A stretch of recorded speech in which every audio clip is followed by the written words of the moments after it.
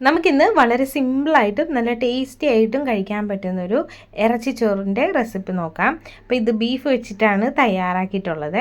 അപ്പോൾ അതിന് ആദ്യമായിട്ട് കുറച്ച് വെളുത്തുള്ളിയും ഇഞ്ചി പച്ചമുളക് ഇത്ര എടുക്കാം. അപ്പോൾ 1 കിലോ ബീഫാണ് ഞാൻ എടുത്തിട്ടുള്ളത്. അതിനാവശ്യമായിട്ടുള്ളതാണ് ഈ പച്ചമുളകൊക്കെ എടുത്തിട്ടുള്ളത്. അപ്പോൾ ഇത് കുറച്ച് എരിവ് കുറച്ചിട്ടാണ് ഞാൻ ചെയ്തിട്ടുള്ളത്. അപ്പോൾ എരിവ് ആവശ്യമുള്ളവർ പച്ചമുളകിൻ്റെ എണ്ണം കൂട്ടാം. എന്നിട്ട് ഇത് ചതച്ചെടുക്കുകയോ അല്ലെങ്കിൽ മിക്സിയുടെ ജാറിലൊന്ന് അടിച്ചെടുക്കുകയോ ചെയ്യാം. അങ്ങനെ ഞാനിവിടെ നിന്ന് ചതച്ചെടുത്ത് മാറ്റി വെച്ചിട്ടുണ്ട്. ഇനി ഒരു കുക്കർ എടുത്ത് വെച്ച് അത് നന്നായിട്ടൊന്ന് ചൂടായിട്ട് വരുമ്പോഴേക്കും ഒരു 2-3 ടേബിൾ സ്പൂൺ ഓയിൽ ഒഴിച്ചു കൊടുക്കുക. അപ്പോൾ വെളിച്ചെണ്ണ, ഏത് ഓയിൽ, സൺഫ്ലവർ ഏതാണോ നിങ്ങൾ ഉപയോഗിക്കുന്നത് അത് ഒഴിച്ചു കൊടുക്കുക. ഇതിലേക്ക് 1 ടേബിൾ സ്പൂൺ നെയ്യും കൂടെ ഒഴിച്ചു കൊടുക്കുക.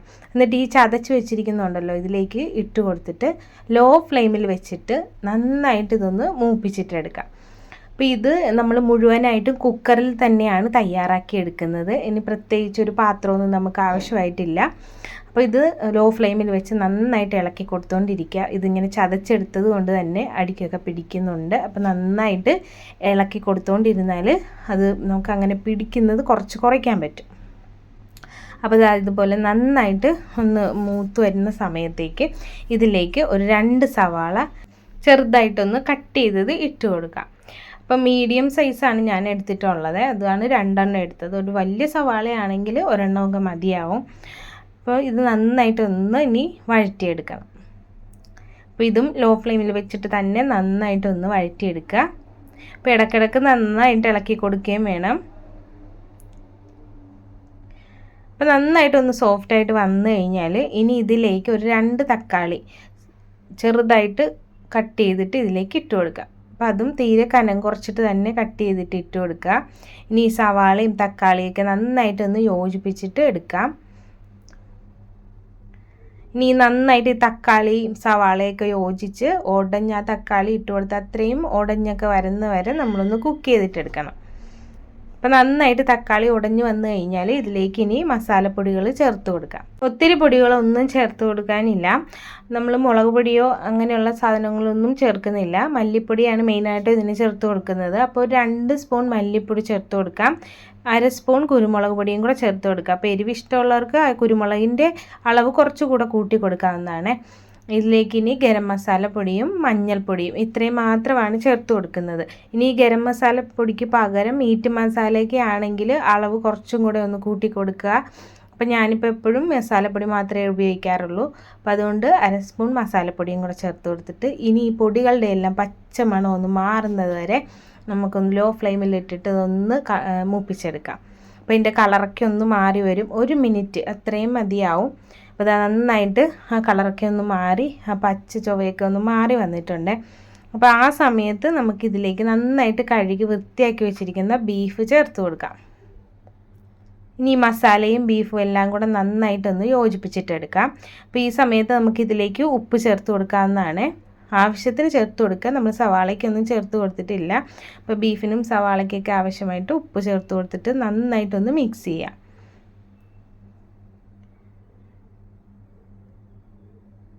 അപ്പോൾ നന്നായിട്ടൊന്ന് മിക്സ് ചെയ്ത് എടുത്തിട്ടുണ്ട്. ഉപ്പിപ്പോൾ ഞാൻ ചേർത്ത് കൊടുത്തിട്ടുണ്ട്. നന്നായിട്ടൊന്ന് യോജിപ്പിച്ചിട്ട് ഇതിലേക്ക് വേണമെങ്കിൽ കുറച്ച് വെള്ളം ഒഴിച്ച് കൊടുക്കുക. അതൊക്കെ ഓരോ കുക്കറിനെ ഡിപ്പെൻഡ് ചെയ്തിരിക്കും. അപ്പോൾ ഒട്ടും വെള്ളം ഒഴിക്കാതെ തന്നെ നമുക്ക് കുറച്ച് നല്ല ഗ്രേവിയോട് കൂടിയിട്ട് കിട്ടും. അപ്പോൾ ഞാൻ ഒട്ടും തന്നെ വെള്ളം ഒഴിച്ച് കൊടുത്തിട്ടില്ല. ഇനി ഇത് അടച്ച് വെച്ചിട്ട് ഒരു 4 വിസിൽ വരെ ഞാൻ വേവിച്ചെടുത്തിട്ടുണ്ട്. 4 വിസിലെന്നുള്ളത് ചില കുക്കറുകൾക്ക് 6ഉം 7ഉം ഒക്കെ വേണ്ടി വരും. ചില കുക്കറുകൾക്ക് 2 വിസിൽ വരെ മാത്രം മതിയായിരിക്കും. അപ്പോൾ അതൊക്കെ കുക്കറിനെ ഡിപ്പെൻഡ് ചെയ്തിട്ടുണ്ടാവും. അപ്പോൾ അതനുസരിച്ചിട്ട് കുക്ക് ചെയ്തിട്ടെടുക്കുക. അപ്പോൾ ഒരുപാട് അങ്ങ് കുക്ക് ചെയ്ത് ഉടച്ച് കളയരുത്. നമ്മൾ ഇനി ഇത് ഒന്നുകൂടെ കുക്ക് ചെയ്യുന്നതാണ്.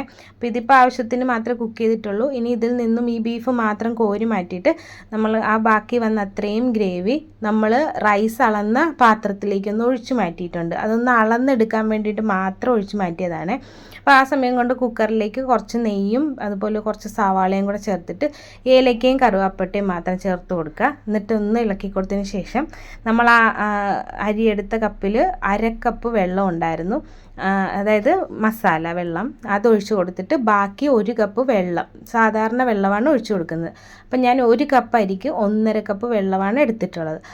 1 കപ്പ് റൈസാണ് ഞാൻ എടുത്തിട്ടുണ്ടായിരുന്നത്. അത് നന്നായിട്ട് കഴുകിയതിന് ശേഷം 1 മണിക്കൂർ കുതിർക്കാൻ വേണ്ടി വെച്ചിട്ടുണ്ടായിരുന്നു. 1 മണിക്കൂറിന് ശേഷം വെള്ളമൊട്ടും ഇല്ലാതെ അരി ഊറ്റി മാറ്റി വെച്ചിട്ടുണ്ട്. ഇനി നന്നായിട്ട് ഈ വെള്ളം തിളച്ചതിന് ശേഷം റൈസ് ചേർത്ത് കൊടുക്കുക. അപ്പോൾ ആവശ്യത്തിനുള്ള ഉപ്പൊക്കെ ഇട്ടതിന് ശേഷം മാത്രം റൈസ് ഇട്ട് കൊടുക്കുക. ഇനി നന്നായിട്ടൊന്ന് തിളപ്പിക്കുക. അതായത് ഇതുപോലെ ഒന്ന് ആയി കഴിയുന്ന സമയത്തേക്ക് നമ്മൾ കോരി മാറ്റി വെച്ചിരിക്കുന്ന ബീഫും കൂടെ ചേർത്തിട്ട് നന്നായിട്ടൊന്ന് യോജിപ്പിച്ചെടുക്കുക. ഇതിലേക്ക് ഇനി മല്ലിയില പുതിനയില കട്ട് ചെയ്തതും കൂടെ ചേർത്ത് കൊടുക്കാം. ആവശ്യത്തിന് ഇഷ്ടത്തിനനുസരിച്ച് ചേർത്ത് കൊടുക്കാം.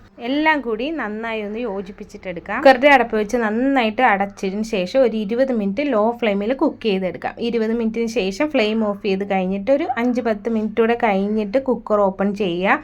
അപ്പോൾ നല്ല ടേസ്റ്റോട് കൂടിയിട്ട് തമ്മിലൊന്നും തന്നെ ഒട്ടിപ്പിടിക്കാതെ നല്ല പെർഫെക്റ്റ് ആയിട്ടുള്ള ഇറച്ചിച്ചോറൂടെ റെഡിയായി കിട്ടും. അപ്പോൾ ഇതുപോലെ ഒരു ഫോർക്ക് കൊണ്ട് എന്തെങ്കിലും ഇങ്ങനെ ഒന്ന് മിക്സ് ചെയ്തിട്ട് കൊടുക്കുക. അല്ലെങ്കിൽ ഇനി റൈസൊക്കെ നല്ല ചൂടായതുകൊണ്ട് തന്നെ നമ്മൾ വേറെ എന്തെങ്കിലും ഇട്ട് ഇളക്കി കഴിഞ്ഞാൽ ചോറൊക്കെ അങ്ങ് ഉടഞ്ഞു പോകും. അപ്പോൾ ഇതുപോലെ നല്ല രീതിയിൽ നമുക്ക് കിട്ടിയിട്ടുണ്ടാവും. അല്ലെങ്കിൽ വേറൊരു വലിയ പാത്രത്തിലേക്ക് ഈ കുക്കറിൽ നിന്ന് നേരെ കമത്തിയിട്ട് നന്നായിട്ടൊന്ന് യോജിപ്പിച്ചിട്ടാലും മതിയാവും.